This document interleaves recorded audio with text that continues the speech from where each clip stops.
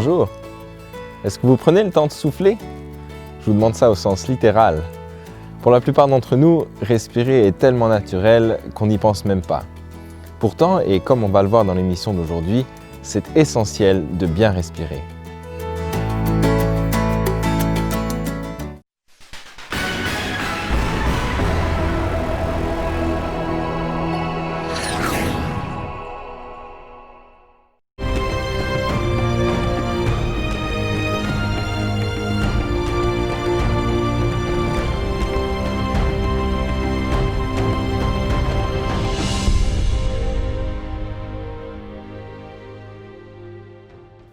Bonjour et bienvenue à cet épisode de Cap sur la santé. Ici Roland Scalier et aujourd'hui j'ai avec moi en studio Isabelle Grondin-Atwood. Bonjour Isabelle. Bonjour Roland. Aujourd'hui on va parler de quelque chose d'assez indispensable puisqu'on va parler de l'air. C'est un sujet assez important puisque sans air on peut pas vivre. Oui, exactement. L'air pur et vivifiant est l'un des meilleurs remèdes que la nature puisse nous offrir. De la même manière qu'un poisson vit dans l'eau, par exemple, l'humain vit au fond de la nappe d'air qui entoure la Terre. Sans nourriture, nous pourrions tenir le coup pendant quelques semaines, quelques jours seulement sans eau, mais sans air, on ne tient pas plus que quelques minutes. Avant d'entrer dans le vif du sujet, je vous invite à regarder ce court montage. Prenez-vous le temps de respirer profondément? Non, du tout. Ça m'arrive parfois. Oui, surtout le matin quand je me lève. J'essaie, quand je me sens stressée, de prendre de très grandes respirations, oui. Oui, je prends le temps de respirer profondément, oui. Je sais que c'est pas parfait, mais je prends des marches tous les jours puis j'essaie de me concentrer pour respirer plus le bon air dans ce temps-là.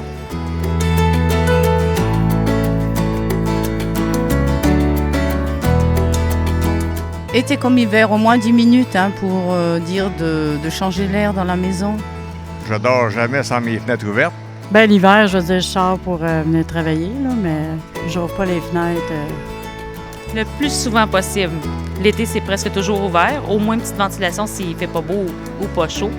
Mais oui, c'est très, très, très important. L'hiver aussi, un petit peu, au moins quelques minutes par jour.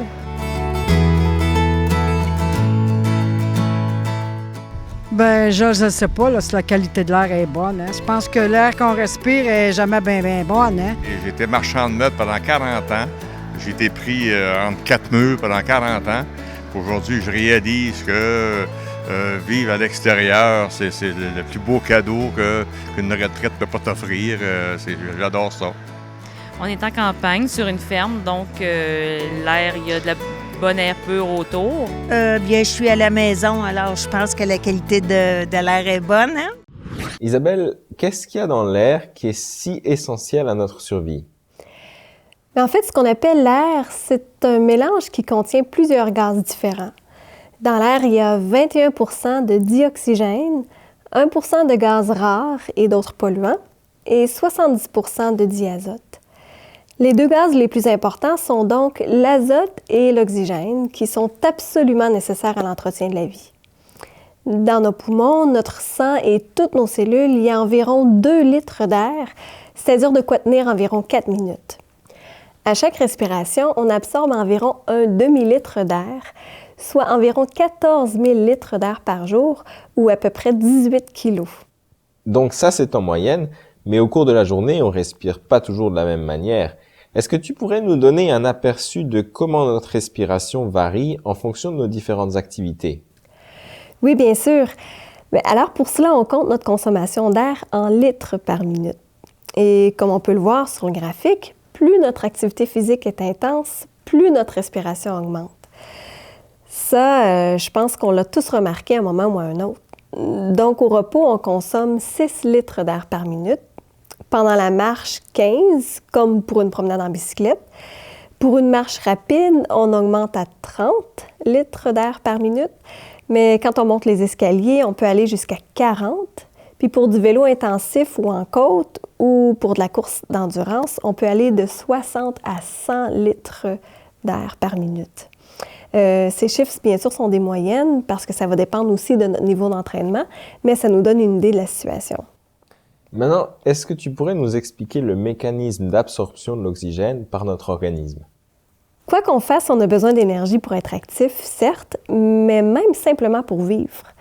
Notre organisme produit cette énergie en brûlant le carburant contenu dans nos cellules et aussi qui provient de la nourriture qu'on absorbe.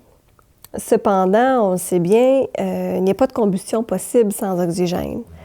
Donc, si pour une raison ou pour une autre, notre approvisionnement en oxygène est interrompu, bien, des dégâts irréparables se produiraient très rapidement. Notre cerveau serait gravement endommagé, puis nos organes, notre cœur en particulier, mais enfin, toute la machine cesserait de fonctionner. Donc, on est conscient qu'on a besoin d'air pur et surtout du précieux oxygène qu'il contient, mais on est des milliards de gens sur la planète à consommer de l'oxygène 24 heures sur 24, sans compter tous les animaux qui respirent aussi. Ça fait beaucoup d'air à fournir, ça. Alors, comment est-ce que cet oxygène est produit dans la nature et est-ce qu'on risque pas un jour d'en épuiser les réserves? Très bonne question. Mais en fait, non, on ne court pas ce risque-là parce que, fort heureusement, les plantes qui absorbent le gaz carbonique que nous rejetons, puis qui s'en nourrissent, nous procurent en échange, si l'on peut dire, l'oxygène dont nous avons besoin. On estime que les algues produisent ainsi 90 % de l'oxygène de notre atmosphère et les plantes vertes terrestres, comme les arbres en particulier, fournissent les 10 % restants. Chez les vertébrés qui vivent sur la terre ferme, les batraciens, les reptiles, les oiseaux, les mammifères, dont nous on fait partie aussi, l'échange entre l'oxygène et les gaz carboniques se fait au niveau des poumons. Puis ces organes spongieux-là sont constitués de quelques 300 ou 400 millions de sacs minuscules qu'on appelle les alvéoles pulmonaires. Leurs parois, formées d'une seule souche de cellules, sont si minces que les gaz passent au travers. Donc l'air qu'on respire est riche en oxygène. Par contre, le sang qui arrive aux poumons, après avoir parcouru tout l'organisme, est lui chargé de gaz carbonique. Il y aura donc un échange gazeux dans les alvéoles pulmonaires. L'oxygène va entrer, puis le gaz carbonique, lui, va sortir. Le processus est accéléré par une propriété du pigment appelé hémoglobine qui colore les globules rouges. Cette hémoglobine est avide d'oxygène, elle s'unit à lui et le composé ainsi obtenu, c'est l'oxyhémoglobine qui donne au sang une belle couleur rouge vif. Puis c'est sous cette forme que l'oxygène est distribué dans tout l'organisme pour permettre dans chaque cellule la combustion dont on a parlé tout à l'heure. Isabelle, tu as mentionné plusieurs fois les poumons. Quelle est la fonction principale de ces organes? Eh bien, en fait, le poumon est un organe qui fait l'interface entre le système circulatoire et l'environnement dans lequel on vit. Il est fait de 300 millions d'alvéoles et si on étalait toutes ces alvéoles, on se retrouverait avec 70 à 100 mètres carrés de surface. Puis le poumon, il y a des fonctions d'échange gazeux, il y a des fonctions excréatoires, donc de rejeter le dioxyde de carbone produit par le corps, puis il y a aussi des fonctions immunitaires. Pour nous aider à mieux comprendre ce sujet qu'est la respiration, on a été chercher l'avis d'une professionnelle. Madame Jocelyne Farrell est directrice du Centre de gymnastique respiratoire à Laval depuis septembre 1999. Elle offre des conférences ateliers, des cours privés et en groupe. Pour la plupart d'entre nous, respirer est quelque chose qu'on fait naturellement sans réfléchir. On entend de plus en plus parler du fait que les gens en général ne respirent pas assez profondément. Nous avons discuté de cet énoncé avec Madame Farrell et nous lui avons demandé de nous parler des problèmes que cela peut causer. Je pourrais pas être plus d'accord avec vous sur cet énoncé-là. Normalement, un enfant qui vient au monde va respirer de façon très adéquate s'il est complètement normal, aucun problème de respiration ou de poumon à la naissance. Mais en grandissant, l'enfant va tout de suite commencer à déprogrammer sa respiration. C'est certain que c'est de façon inconsciente. Mais je vais vous donner un exemple. Un enfant qui se met à pleurer, peu importe la raison pourquoi il pleure, et que le parent va lui dire « Arrête de pleurer! Arrête de pleurer! As-tu compris? Je t'ai dit d'arrêter de pleurer! » L'enfant, là, pour plaire à ses parents ou faire n'importe... Il va se mettre à... Vous voyez, juste le mouvement que je fais en ce moment déprogramme ma respiration normale, parce qu'au lieu d'expirer normalement, je fais comme ravaler.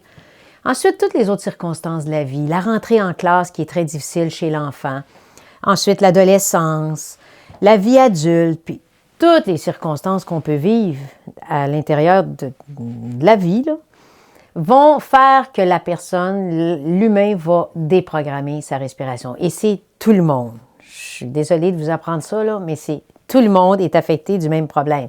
Les problèmes que respirer mal vont apporter, ça va être au niveau angoisse, anxiété, apnée de sommeil. On voit ça maintenant, même chez les femmes. Avant, on le voyait beaucoup plus chez les hommes, mais maintenant, c'est hommes et femmes. C'est incroyable, tous les problèmes de santé, on va partir de la digestion, la circulation est affectée quand les gens respirent mal. C'est vraiment la base de la vie. C'est vraiment génial quand on y arrive de reviser sa respiration. La vie est complètement changée. Donc avec ces informations et ce que tu nous as expliqué jusqu'à maintenant, on comprend qu'au niveau des poumons, il y a en fait une purification du sang qui se fait, puisque c'est là que le sang se décharge du dioxyde de carbone, qui est en fait le déchet des activités cellulaires, et prend à la place de l'oxygène pour aller le distribuer dans toutes les cellules de notre corps. Oui, en gros, c'est ça qui se passe. Donc la question qu'on se pose maintenant, c'est de savoir qu'est-ce qui arrive quand on respire pas suffisamment ou qu'on respire un air de mauvaise qualité. Eh bien, dans ce cas, le sang va se charger d'impuretés. Plusieurs fonctions d'organisme sont ralenties et cela peut avoir des effets sur le foie, l'estomac et le cerveau, entre autres. Donc, ça peut entraîner des effets physiques et psychologiques. Maintenant, on a deux façons de respirer. On peut soit respirer par le nez ou par la bouche. Est-ce qu'il y a une de ces deux façons qu'on devrait favoriser plutôt que l'autre? En fait, le nez est le premier organe de la respiration. Et à cause de ses muqueuses et de ses poils, il nous protège des bactéries et des microbes de toutes sortes et de poussières qui s'infiltreraient dans notre système respiratoire et pourraient créer toutes sortes de problèmes. Puis cette information est d'autant plus importante pour ceux qui souffrent de problèmes respiratoires. On a justement demandé à Madame Farrell si elle pouvait donner quelques petits trucs aux personnes qui sont atteintes de problèmes respiratoires pour pouvoir améliorer leur respiration. Bien sûr, surtout quand on va regarder les gens qui souffrent d'asthme, d'emphysème, on va remarquer que ces gens-là respirent beaucoup par la bouche, ce qui est très nocif. Dans la bouche, on n'a pas les poils pour filtrer l'air, à la différence du nez, qu'on a des poils qui vont filtrer l'air. Et la porte pour faire rentrer l'air au poumon est derrière le nez. Donc, c'est important de respirer par le nez. Pour ces gens-là, je suggère vraiment de fermer la bouche et de façon consciente d'aller chercher de l'air que par le nez.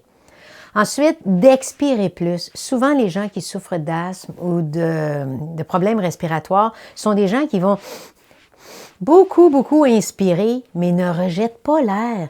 Donc, ils ne font pas leur échange de gaz carbonique. C'est vraiment nocif pour la santé. Donc, l'expiration est beaucoup plus importante. L'autre petit truc que je peux donner aux gens qui peuvent souffrir d'angoisse, parce que quand on a des problèmes respiratoires, c'est sûr qu'on va souffrir d'anxiété, angoisse et tout ce qui vient avec ça, de mettre de la chaleur ici au plexus solaire. C'est magique. C'est vraiment magique.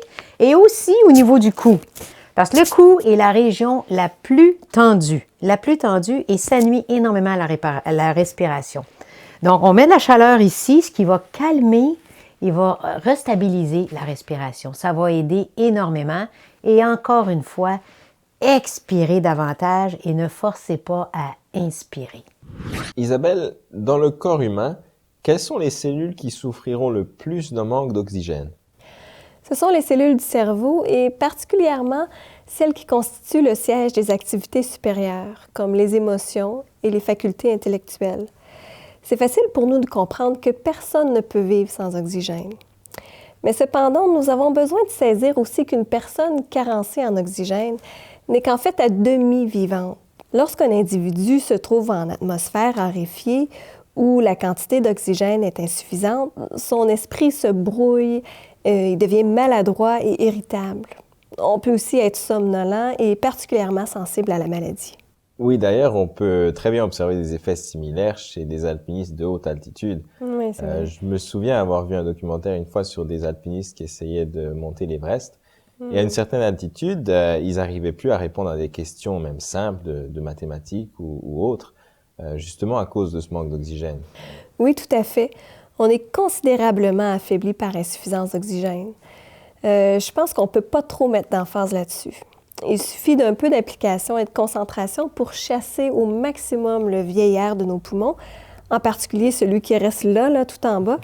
Puis ensuite, il faut inspirer à fond, emplir tout jusqu'au moindre repli de la plus petite alvéole. J'aimerais bien que Madame Farren nous fasse une démonstration d'une bonne respiration. On va regarder ça tout de suite. Bien sûr, une bonne posture, on va commencer par se camper les deux pieds bien solides, là, un petit peu les jambes écartées, les épaules derrière. Et si on peut y arriver, ce qui est très, très bon pour le bas du dos, c'est de contracter l'abdomen.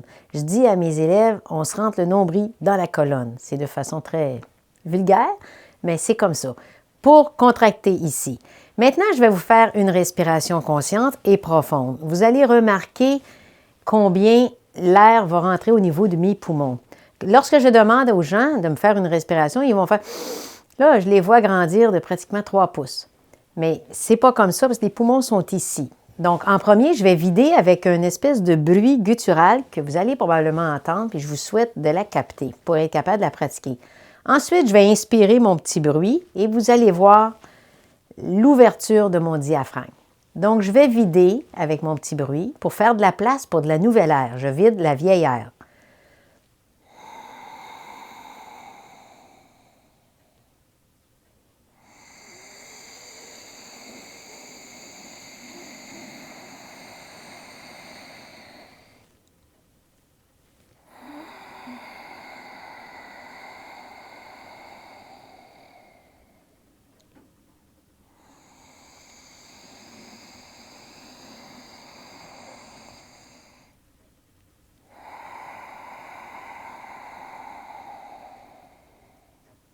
Donc, c'est ce qu'on appelle une respiration consciente.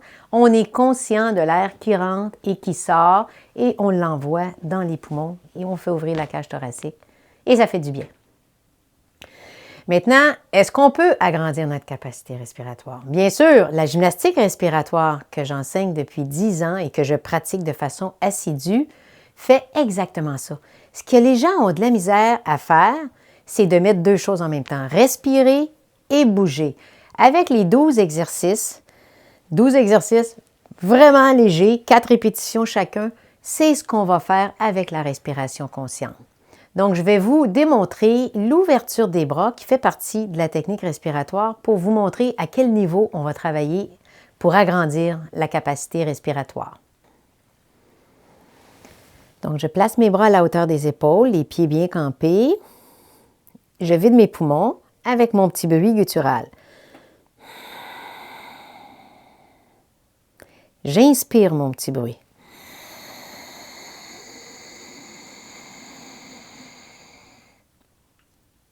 J'expire.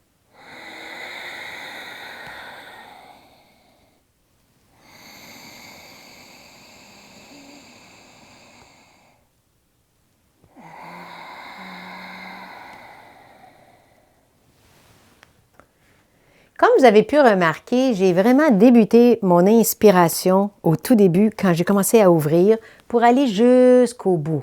Au début, les gens vont inspirer jusque-là seulement, mais c'est pas long qu'ils vont aller jusqu'au bout de leur inspiration. Donc, à force de pratiquer la technique, ça agrandit définitivement la capacité respiratoire. Donc, tout ce que je peux vous dire, c'est que je vous invite à porter une attention à votre respiration.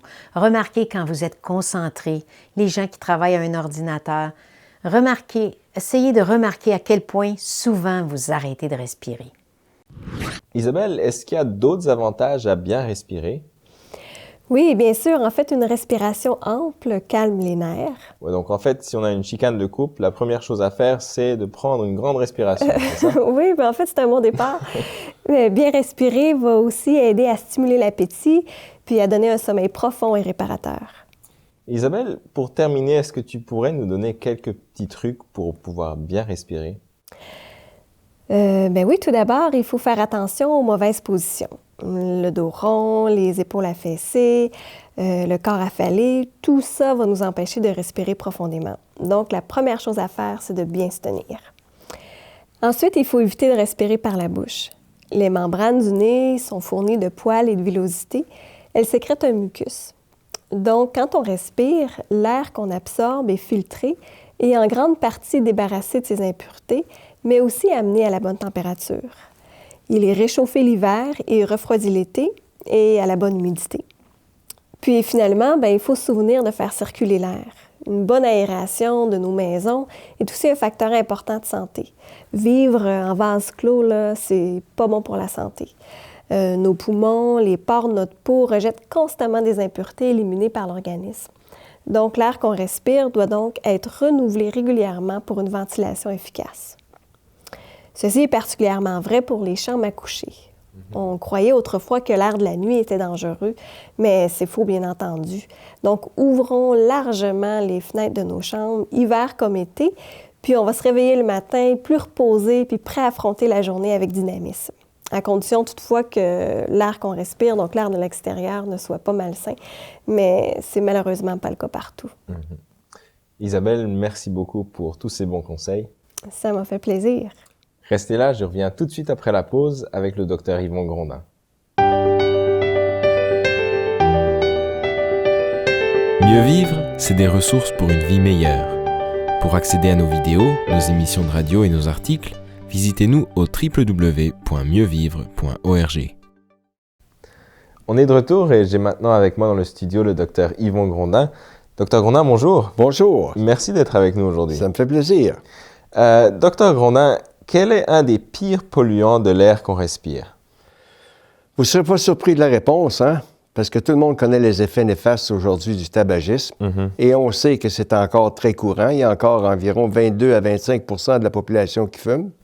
Et on sait que cette fumée-là est catastrophique pour l'air qu'on respire. D'abord, il y a 4000 polluants et plus dans chaque bouffée de boucane que nous prenons à travers le tabagisme. La fumée, c'est un cocktail de produits toxiques qui entrent par vos poumons, dans vos alvéoles et s'en vont directement dans votre sang et vont causer tôt ou tard des problèmes de santé. Docteur Grondin, c'est évident que la fumée de tabac est dévastatrice pour notre organisme, mais est-ce que vous pourriez nous expliquer un peu plus précisément ce qui se passe dans notre organisme quand on commence à fumer? Avant toute chose, j'aimerais dire que si vous avez moins de 20 ans et que vous fumez, vous avez 20 fois plus d'effets néfastes qu'une personne adulte. Donc, si vous êtes jeune présentement et vous pensez commencer à fumer, si vous avez l'âge de 14 ou 15 ans, pensez-y 2 fois parce que les effets avant 20 ans sont beaucoup supérieurs à l'âge adulte. La première étape qui va se produire quand vous allez commencer à fumer, après quelque temps, vous allez commencer à ressentir une inflammation des voies respiratoires. C'est donc dire que vous allez sentir la pharyngite, laryngite, bronchite. Vous allez voir que votre respiration va devenir de plus en plus silente. Vous allez commencer à tousser plus. Vous allez commencer aussi à avoir beaucoup de muqueuses dans votre bouche, ce qui va vous porter à cracher. Ensuite, la deuxième étape, vous allez ressentir un essoufflement. Vous allez vous sentir plus essoufflé que vous étiez les années auparavant. Quand vous allez avoir la difficulté à monter les escaliers, déjà, vous allez avoir des problèmes qui vont être permanents au niveau de vos poumons. La troisième étape que vous allez voir apparaître dans votre santé, c'est que vous allez avoir de plus en plus de difficultés à respirer profondément. Votre respiration va être superficielle. Vous allez devenir malade. Vous allez dépendre à ce moment-là probablement d'un appareil d'oxygène. Et la quatrième étape, c'est pas la moindre, ça va vous emmener à l'emphysème, qui est une maladie grave, à une insuffisance respiratoire. Et finalement, si vous continuez de respirer malgré ces avertissements que vous recevrez, ça va vous conduire à la mort. N'oubliez pas qu'on dit que fumer, c'est mourir à petit feu. Docteur Grondin, le tabagisme est un désastre pour notre santé, mais quelles sont les personnes qui sont le plus sujettes à souffrir des méfaits du tabac?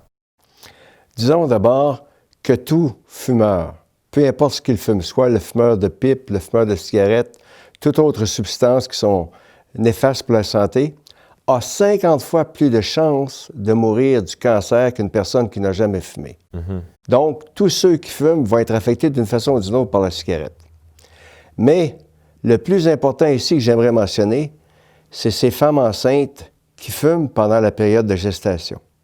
S'il vous plaît, mesdames, cessez de fumer, car votre fœtus en ressent déjà les effets. Il grandit moins vite, il est plus petit qu'un bébé ordinaire, ses organes grandissent moins rapidement qu'un fœtus ordinaire. S'il vous plaît, cessez de fumer Et surtout, quand votre petit bébé va venir au monde, si vous fumez avec lui, on connaît tous maintenant les effets de la fumée secondaire, il sera encore affecté par votre fumée. S'il vous plaît, cessez de fumer. Docteur Grondin, est-ce que vous auriez quelques conseils pour aider les gens à arrêter de fumer? Il nous faut comprendre que cesser de fumer, ce n'est pas facile pour les gens qui ont vraiment une dépendance à cette cigarette. Cesser de fumer peut être même un moment dans votre vie, un moment très difficile. Mais avec la volonté, avec de l'aide, vous allez être capable de réussir. Et ici, je vais vous donner une raison pour cesser de fumer. Pensez aux gens autour de vous. Pensez à votre femme, pensez à votre famille, pensez à vos enfants. Pensez qu'avec la fumée secondaire que vous respirez, vous leur nuisez à leur santé aussi. Donc, peut-être que ça vous motivera à cesser de fumer. Mais il y a des choses simples qu'on peut faire pour arrêter de fumer. Comme par exemple, changer nos habitudes de vie. Si on ne fait pas d'exercice, commencez une activité physique régulière, telle la marche, aller au gymnase, faire du ski, peu importe, faites du sport. Commencez à faire du sport pour sentir justement le bien-être de cesser de la cigarette. Une alimentation de qualité. Si vous évitez tous les excitants comme le café, l'alcool, ensuite de ça, vous pouvez toujours boire beaucoup d'eau. À toutes les fois que vous avez le goût de fumer, commencez à boire de l'eau. Prenez un verre d'eau. Vous allez voir que ça va éloigner rapidement votre envie de fumer. Et en plus, ça va nettoyer votre organisme, ça va éliminer les toxines de la nicotine. Parce que nous savons que la nicotine appelle la nicotine. Donc, tant aussi longtemps que vous allez avoir de la nicotine dans le système, bien la nicotine va appeler d'autres nicotines. Un dernier conseil qu'on pourrait donner, ce sont des douches chaudes ou des bains chauds. Le plus chaud qu'on peut les endurer et se faire suer dans le bain. Éliminer les toxines, parce qu'en éliminant les toxines, nous éliminons aussi la nicotine. Donc, ça va nous aider à se libérer de cette dépendance plus rapidement. Et un conseil, les alcooliques anonymes ont découvert que les gens réussissaient mieux à cesser de boire s'ils priaient, s'ils reconnaissaient que Dieu pouvait les aider. Ça vaut la peine d'essayer. Essayez-le donc, vous allez voir que ça marche souvent. Bonne chance et je vous souhaite bon succès, puis surtout, lâchez pas l'idée d'arrêter de fumer immédiatement. Docteur Grondin, merci beaucoup pour ces bons conseils. Ça m'a fait plaisir. Et à nos téléspectateurs, merci à vous aussi d'avoir été là. Pour commander un DVD de cette émission ou pour voir les autres vidéos produites par l'équipe de Mieux Vivre, visitez-nous sur le web au www.mieuxvivre.org. Merci d'avoir passé ce moment avec nous et ne manquez pas notre prochaine émission de Cap sur la santé.